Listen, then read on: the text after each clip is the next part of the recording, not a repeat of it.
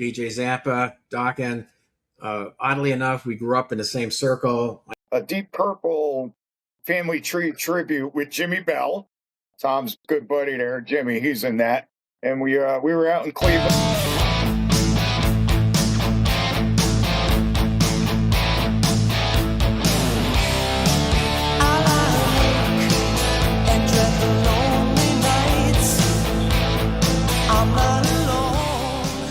Rock and roll's still alive in Cleveland. You know, it's crazy, man, how like some of these bands will never die, right? I mean, it's like I had one of the guys on from Quiet Riot. Everyone still likes the anthems, right? At Quiet Riot. I think you played with one of the guys from Quiet Riot a while back, didn't you? We did all these Disney classics. My friend Mike Becerra, another guy from Connecticut, he used to play the Agora with a band called Obsession. I don't know if you remember that. I don't. Tom, but he did that. He was also the singer in Loudness in Yngwie Malmsteen. Oh. And so we did this real heavy metal version of Disney classics. Diamond-shaped thing was over the house. Wow. And all the lights were blinking on and off. Like it was like a strobe light. You know what a strobe light is? Sure, yeah. So everyone's trying to get that younger thing going because, you know, people are dropping dead left and right today. So, right. So let's bring in a rock and roller. Let's bring in some robots. Nobody wants to be old. So no, I'm just surprised I lived as long. I should have been murdered a long time ago. But yeah, By the way, I got one more clip. Did you go to Alcatraz? Yes, I did. I lived out in the Bay Area originally. Oh, you did? I used to live out there myself. I used to live in a town called San Rafael. Oh my God. Are you serious? Yeah. That's where I'm from. Oh, really? Oh, wow. Small world, huh? Small world. Yeah, you lived off of 4th Street. Yeah. Okay. The bass part is do do do do do do do do do do do. He's a riot. And the drums are like do do da do do da. Oh, like fools. I think I'll get a car. Yeah. Do do do do do do do do do. There I am in my birthday suit. Rachel, BJ, Rachel. My wet diaper is on the floor. And I'm not there. I'm out in the street, marching down the street. You're welcome. He went out and bought me a drum set to save the house. That little stinker. Slow down, slow down, slow down. So let me ask, where are the ladies? What happened to them? I understand completely. I reached out to Rachel, and she's got a show tonight. Just happens to be tonight, or she would have came on. The craft you saw, was it like a circle, or was it like a that diamond? Kind of like a diamond. Kind of like that. It was foggy inside the shape, nothing outside the shape, as clear as a bell that night. And it was illuminated without shedding light. So, but very faintly, but it was enough to get my attention. When I'm in the passenger seat, my buddy's driving, we're yapping away. We're talking about mixers. Right. And we just came from looking at it. And all of a sudden, at the corner of my eye, up at the top of the windshield, I saw that shape. It was funny looking, and I'm thinking, what the hell's that? On the side of us down the hill, there's a neighborhood, and that light that was up in the corner of the windshield zoomed down there into the neighborhood, and that's when I told my buddy, I said, do me a favor, pull off the next exit, go over there. There must have been 20 houses on each side. And, and everybody has like maybe a quarter of an acre yard. That's kind of like the neighborhood you're in. Sure. Middle class. Everybody has a front lawn, but not much. Everybody has their little square. This thing, It started on the left-hand side, on the driver side. It was over that first house, and it was that shape. Now, mind you, that Star Trek looking shape thing, emblem, was over the house, horizontal. It wasn't up like that. It was down. Sure. and all the lights are blinking on and off, like somebody was taking the power switch and just turning it Yeah, on and I off. had a question about that too because you talked about that before, and I was wondering, was it just drifting over the homes, or do you think it was more It was, selective? no, it was hovering over it, and then zoop, over to the other side, and it hovered over that, and then zoop back to So the it other was side. intentional. It was totally intentional. It was, I don't know what it was doing. I don't know. It didn't appear to. Nobody seemed to be home in any of these houses. I mean, if I were home and the lights were going on and off like that, Yeah. I would have probably ran for the hills. Seriously. But no, I didn't see anybody come outside or anything. And Yeah, they're all but running that's down to what the breaker box. that's what it was like if you were turning the main breaker on and off, Yeah. and every light in the house was doing this because it's fall time, but you could see if somebody has even if the curtains are drawn, you could still see the light and the illuminating through the curtain or the blinds or whatever you have Can in you a window. imagine the kids going to the school bus the next day? Was your house like freaking out last night? Yeah, it was. Yeah, I You mean, know? honestly, Yeah. like I couldn't believe. So the things on the driver's side, I'm in the passenger seat. So like I wasn't afraid, I was more curious. Yeah, So I get that. so when the thing jumped over us and went to the next house stuff, that's when I'm like, holy Whoa. smokes, what, Yeah. what was that? Because it was so fast, it was almost immediate. Like it wasn't like a slow like shoot, it was like a blink of an eye, it was over the next house doing the same thing. And just as you got a focus on it, it was boom, over to the next house. We got to the end of the road. It had to been like 5 to 10 minutes, I'd say, this was going on. We we took a left down this supply road, and that's when I think the thing either noticed us or I don't know. I don't know what happened. But it seemed like it was chasing us. He had that car pinned. This is probably a 2 mile straight road, like supply road. He had the car floored, and that thing was shoop, shoop, shoop, shoop, shoop, going on each side of the road. Kind of behind this, I'm looking in the side view mirror up at it in the mirror, and you could see it. And it Yeah. was it was over us. And we were. He had to be doing 80 miles an hour. He had to be. And eventually we got to a main road there in Meriden, and we turned off. There's a mobile gas station still there, still Yeah. there. Tom, you come up here, I'll take you there.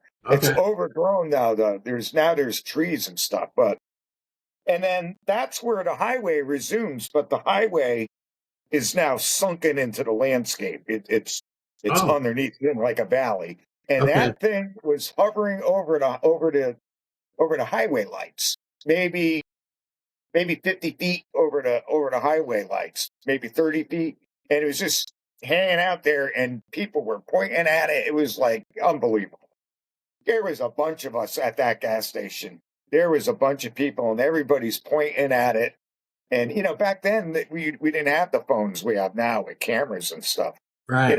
My friend John, he had a giant one of those Miami Vice cell phones, Yeah. with the big antenna and a Yeah. big brick looking thing.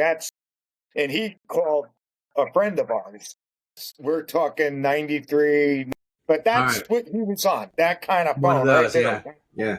Well, you had said something where it just shot down or whatever. I saw that too. I was looking at this thing up in Massachusetts, and it looked like a crescent moon, but there was something wrong with it. So I was like looking around, like, "Where's the moon?" Then I saw the moon. I'm like, "What is that then?" And it just like in like a seriously in like a hundredth of a second, it just went to the ground. I actually happened to be with my wife at the time, and I had taken her to see the area where this happened when I was younger. Because who would have thought that if I took her to the area, she would have actually seen something, right?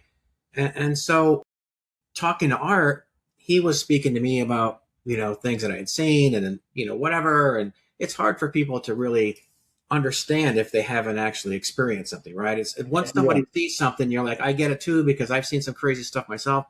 So I go down to Art's. He's having a bonfire in the backyard. We're having a couple of beers. We're hanging out, and it was time to go. It might have been like midnight, something like that, 1 o'clock, whatever. And so I'm walking out to the street with him, and this is the weirdest thing, man. So there's like a little fire hydrant before you get to the small, smaller lots, and walking just alongside the driveway, and all of a sudden I see this thing, right, kind of like just like a black wall go down the road. You couldn't see through it.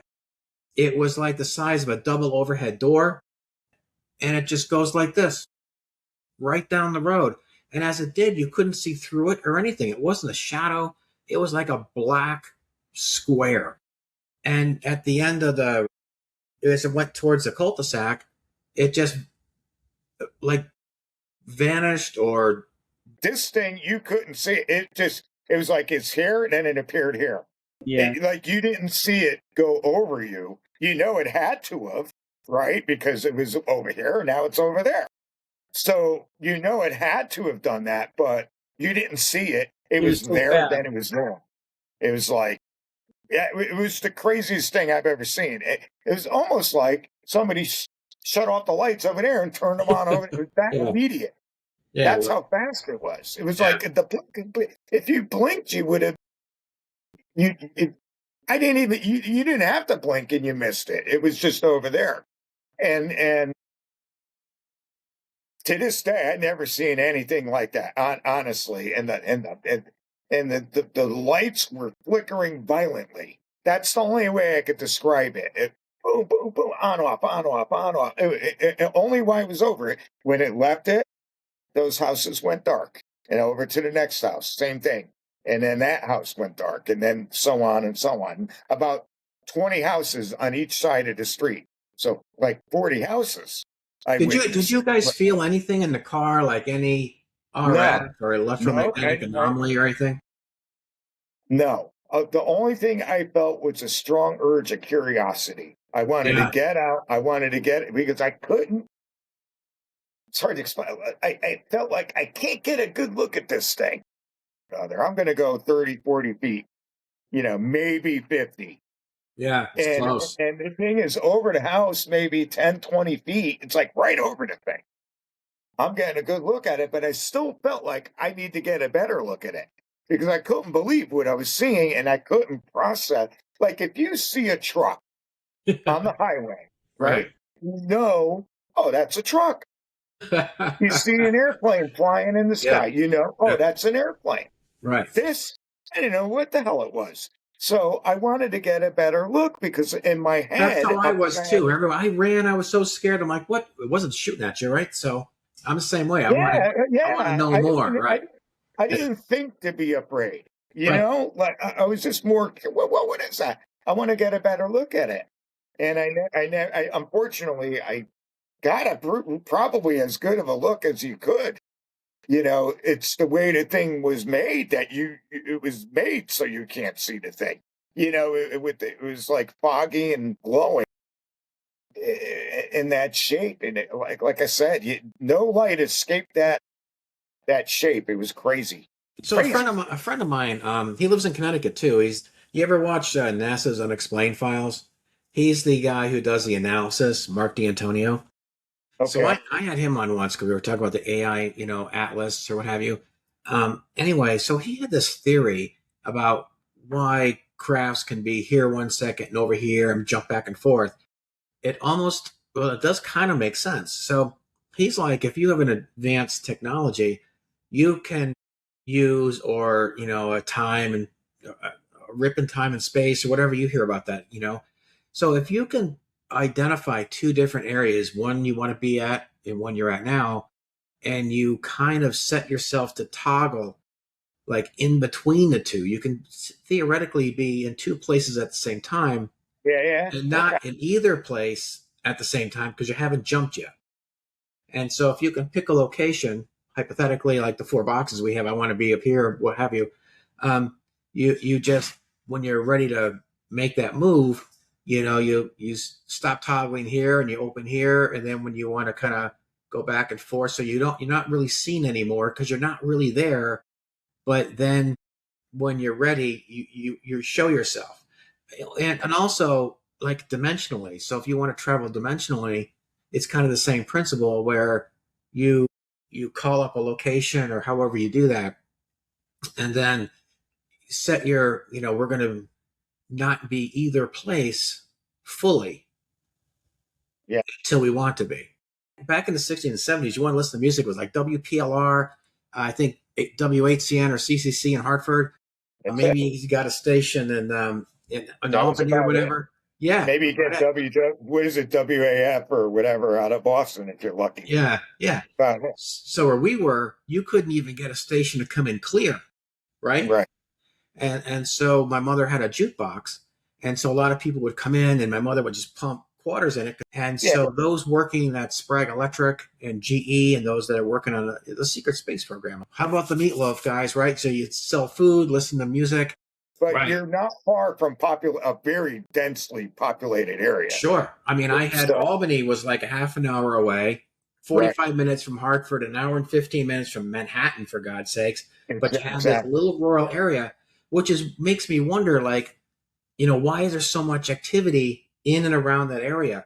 The corn grows 15 to 17 feet tall. There's cattle mutilations in Canaan, Connecticut. We have the Nike missile sites there, the Minuteman missile sites, the NORAD towers.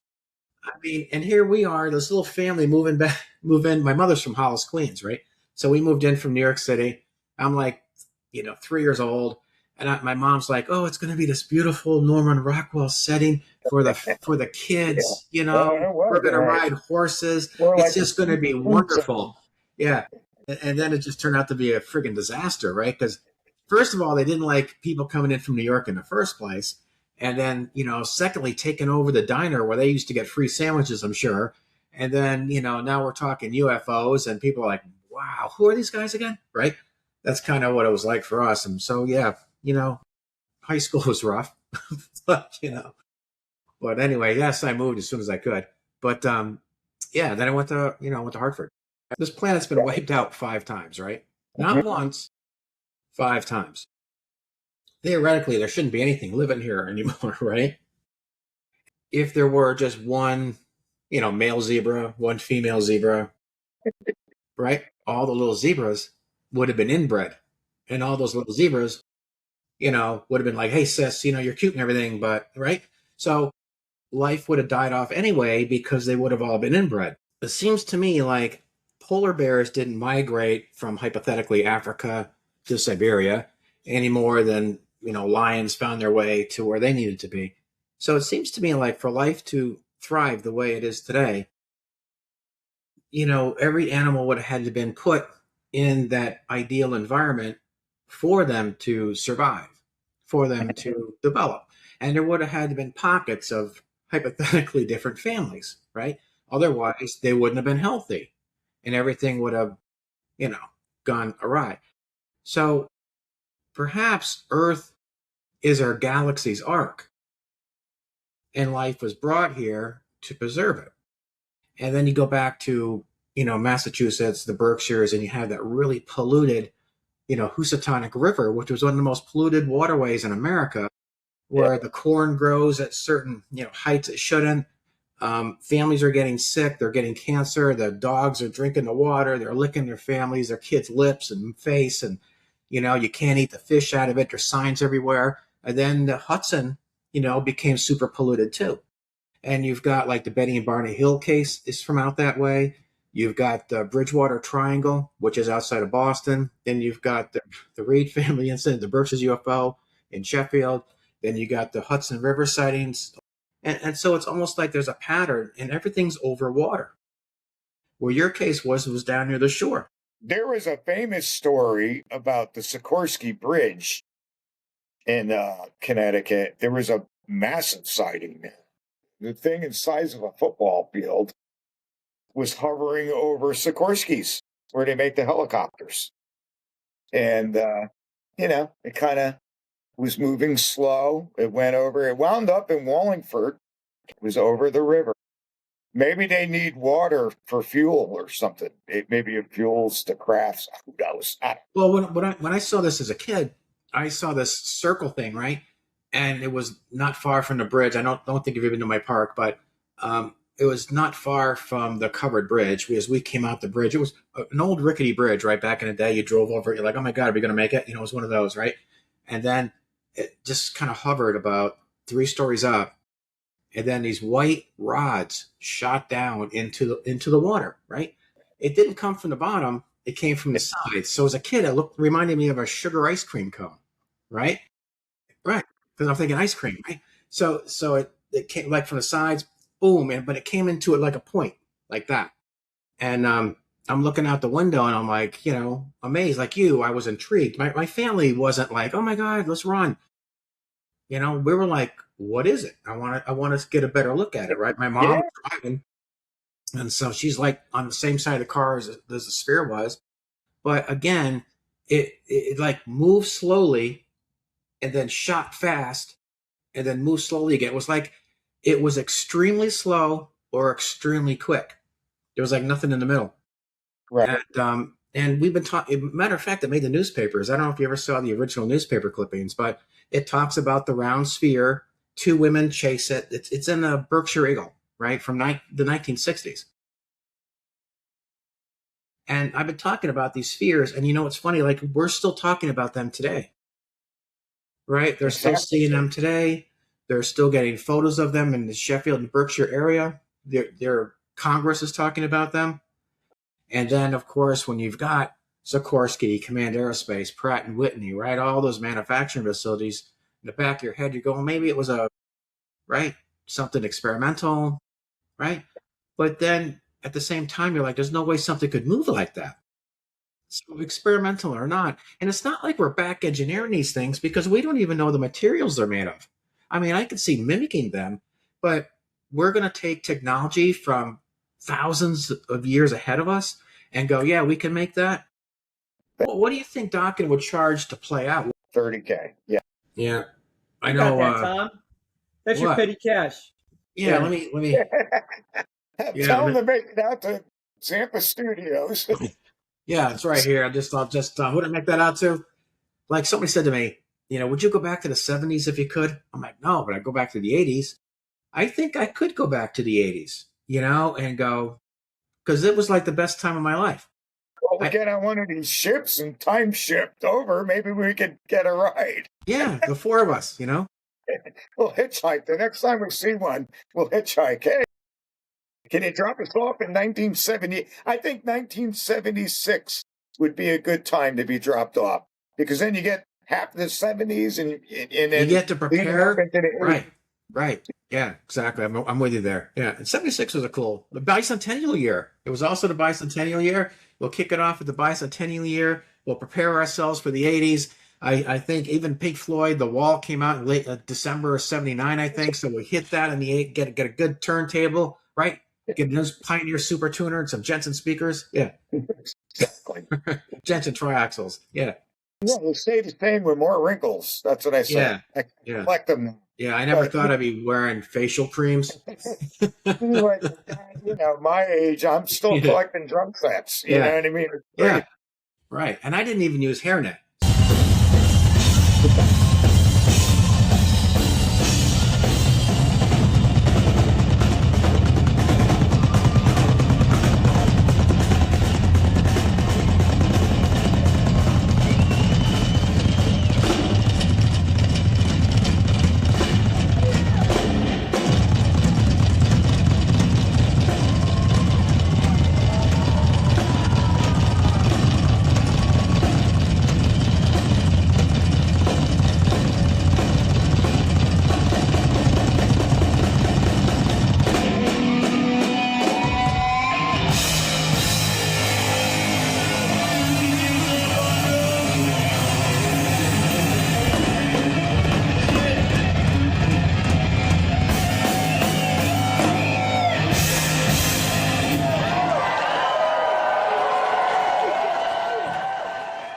Certain bands that I just grew up loving, you know what I mean? And I don't know what it was, but Dokken was one of those bands, and